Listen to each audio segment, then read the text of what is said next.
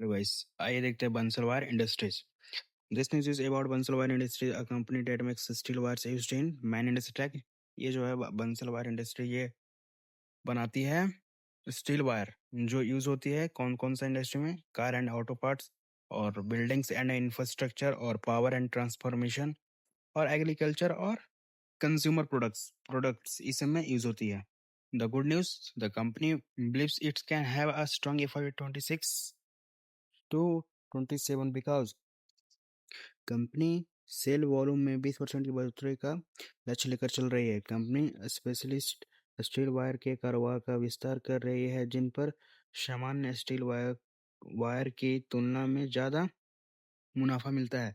Company ने steel cord का उत्पादन शुरू कर दिया है जो वाहनों के टायरों में इस्तेमाल होने वाला विशेष तार है. भारत अभी इसका बड़ा हिस्सा आयात करता है, इसलिए इसका घरेलू उत्पाद कंपनी के लिए बड़ा अवसर बन सकता है.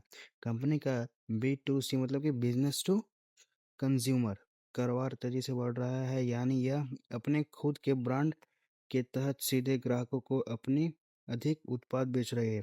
कंपनी हर साल 200 से 2500 करोड़ 200 से 250 करोड़ का निवेश मतलब कि एंट्री करेगा ताकि अपनी फैक्ट्रियों का विस्तार कर सके और नए उत्पाद लॉन्च कर सके.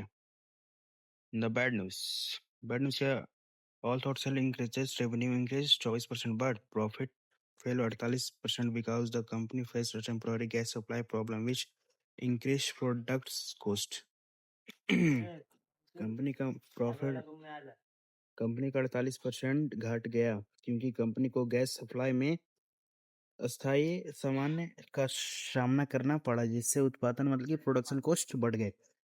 हालांकि कंपनी के प्रबंधन का वहन है कि गैस सप्लाई की समस्या अब पूरी तरह से ठीक हो चुकी है और कंपनी का उत्पादन व संचालन सामान्य स्थिति में लौट आया है. जैसे कि the management says this problem has already been fixed and operation are now back to normal. Why investor are watching this stock? Investor जो है ये स्टॉक क्यों देखते हैं? If the company successfully achieving 20% volume growth, improves profit margin, or expand its steel cards business, or sells more specialty production, grow its own brand B2C, like business to consumer, then its profits could improve significantly in FY27, which may also support the stock price. मतलब कि तो FY27 में company का मुनाफा काफ़ी बेहतर हो सकता है जिससे शेयर की मतलब कि जैसे कि जिससे स्टॉक प्राइस को भी समर्थन मिल सकता है. इन वन सेंटेंस, कंपनी की पहली तिमाही मतलब कि वन अस्थायी फैक्ट्री समस्या के कारण कमजोर रही, लेकिन प्रबंधन का मानना यह है कि FY27 की बाकी समय अधिक उत्पादन मतलब कि नए प्रीमियम उत्पाद और कारोबार के विस्तार के बदौलत काफी मजबूत होता.